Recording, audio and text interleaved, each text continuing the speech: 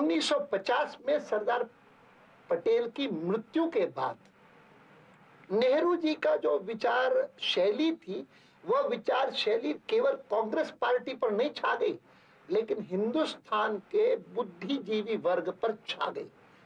और फिर क्या हुआ कि धीरे धीरे करके जितनी वो धारणाएं थी वो ऐसी रूढ़ हो गई, जिसको कहते हैं ना एक्सियोमेटिक ट्रूथ, स्क्रिप्चरल ट्रूथ।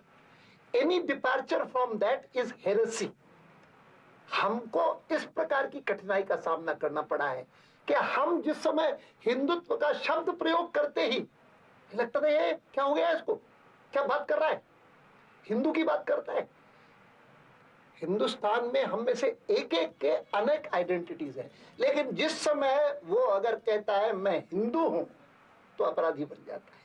मैं मानता हूं कि भारतीय जनता पार्टी के असाधारण वृद्धि में ये एक बहुत बड़ा फैक्टर है, क्योंकि सर्वसाधारण हिंदू बहुत चोट खाए हुए हैं कि क्या मतलब है।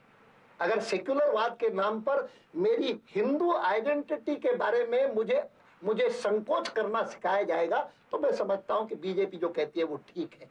यद्यपि इन दिनों में कभी कभी ये नारा भी लगा कि जो हिंदू हित की बात करेगा वही देश पर राज करेगा।